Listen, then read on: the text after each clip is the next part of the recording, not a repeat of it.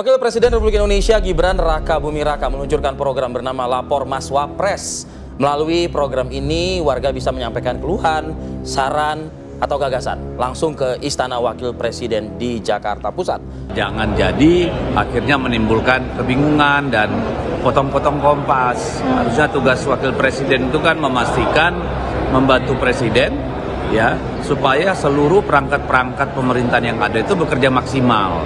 Jadi nggak perlu lapor Wapres. Nanti kalau semua masalah Republik ini lari ke Wapres, emang kuat nyelesain kan? Itu problem. Ini Gibran cara mikirnya gimana sih? Emang bisa masalah se-Indonesia Raya mau ditangani model gini? Gak efektif lah. Ini tuh bukan lagi ngurusin skala RT RW, tapi negara. Indonesia tuh luas. Dipikir yang punya masalah cuma 1-2 orang aja. Harusnya tuh fokus di regulasi. Yang dibangun sistemnya. RT, RW, Kades, Kadus, Camat, Polsek itu diajak kolaborasi. Bisa tuh pakai model aplikasi. Kalau aduan gak ditangani dalam beberapa detik, kasih punishment yang berat buat pejabatnya. Pak Anies aja bisa di Jakarta pakai jaki. Nih akibatnya punya wapres kurang pengalaman.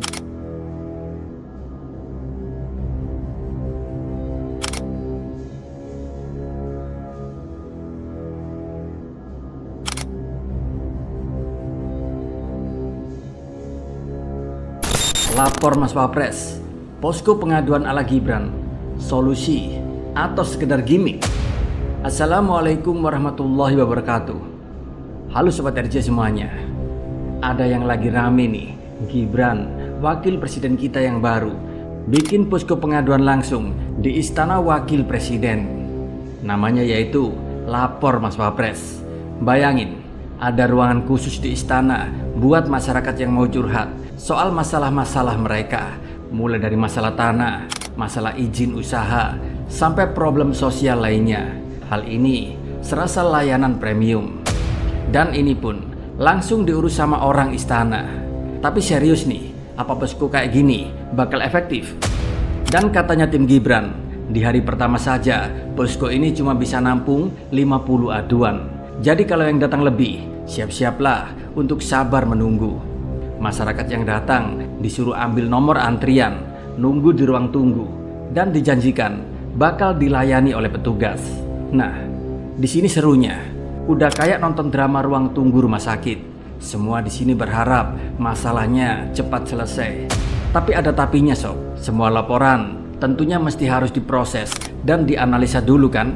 Ya, namanya prosedur pemerintahan, kan nggak bisa langsung disikat, dibabat habis. Dan gak bisa asal bebas. Bener gak? Di sini bukan hanya saya yang kepo, ada juga pengamat yang ikutan komentar. Salah satunya adalah Agus Pambagio. Dirinya terang-terangan bilang kalau mekanisme ini bakalan sulit dan gak bakalan jalan efektif. Urusan pengaduan itu gak bisa ditangani langsung sama Wapres, harus lewat mekanisme berjenjang.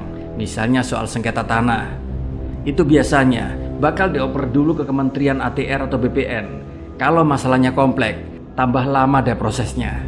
Nah, pertanyaannya, seberapa sering sih masyarakat kita bakal dapat update perkembangan laporan mereka? Masih ngebahas soal posko pengaduan Gibran. Di sini banyak sekali yang skeptis. Ada yang bilang ini terlalu gimmick buat sekelas jabatan Wapres. Mereka bilang ini kan level Wapres, kok ngurusin aduan kayak RT RW gini ya? Ada yang ngadu kambing hilang, ada yang ngadu ayamnya dicuri semalam. Bahkan ada yang ngadu minta jodoh karena sudah lama menjomblo. Di sini malah ada yang ngasih saran, kenapa nggak bikin aplikasi yang bisa melibatkan semua aparat dari tingkat bawah kayak RT atau kelurahan, biar laporan masyarakat bisa cepat ditangani, nggak perlu ribet antri di istana segala. Lihat aja DKI punya aplikasi Jaki, atau Jawa Tengah punya Lapor Gub. Bisa tuh Gibran membangun aplikasi serupa biar lebih praktis. Oh ya, di sini juga ada kabar yang seru nih. Posko ini juga jadi ajang ribut para pendukung Prabowo dan para pendukung Fufufafa di media sosial. Masih ingat kan akun misterius Fufufafa yang sempat viral akhir-akhir ini gara-gara sering ngeledek Prabowo? Sekarang mereka pada balas-balasan di media sosial, bikin suasana kian semakin panas. Dan gak sedikit yang menganggap posko ini bakal disalahgunakan buat nyinyirin sang Wapres.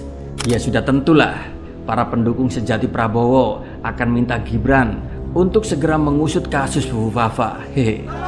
Sobat RJ semuanya, kalau kita pikir-pikir, apakah posko pengaduan ini adalah cara efektif buat ngurus aduan se-Indonesia? Rakyat yang ngantri lama berharap ada solusi yang konkret, tapi faktanya proses laporan harus ditunggu sampai 14 hari kerja, bahkan kadang bisa lebih, tergantung dari kompleksitas masalah. Jadi sementara Wapres buka posko di tengah istana, masyarakat yang mengadu haruslah berlapang dada, karena mungkin mereka bakal ketemu birokrasi yang sama panjangnya. Apa nggak lebih baik Gibran selaku wakil presiden segera membenahi birokrasi kita yang ruwet saat ini? Kadang saya heran dengan cara berpikir Gibran. Emang bisa apa masalah se-Indonesia Raya ini mau ditangani model kayak gini? Jelas nggak efektif lah penanganan masalah seperti ini. Ini bukan mengurusi permasalahan RT RW, tapi negara Indonesia.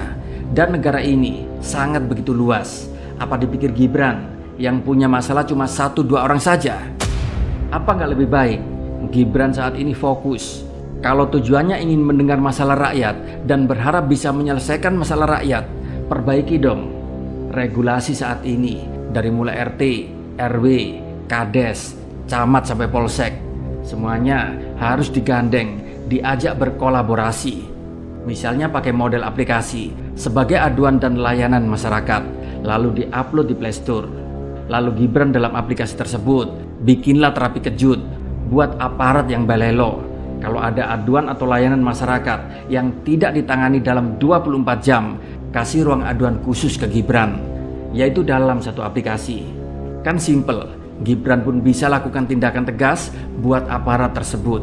Dan seberapa besar sih kira-kira aduan yang bisa dilayani oleh istana? Paling 10 atau 20 orang, atau paling banter katakanlah 100 orang lah. Coba kalau pakai aplikasi dan semua elemen dilibatkan, pasti akan lebih efektif. Itulah kenapa kadang saya heran dengan cara berpikir para pemimpin kita di negeri ini. Semua hanya penuh gimmick dan pencitraan, tapi tidak menggunakan logika berpikir yang baik. Di sini saya kok curiga ya, ini adalah gimmick politik agar terkesan pro terhadap rakyat kecil. Iya nggak? Gimana menurut kalian? Tulis ya jawaban kalian di kolom komentar. Wassalamualaikum warahmatullahi wabarakatuh.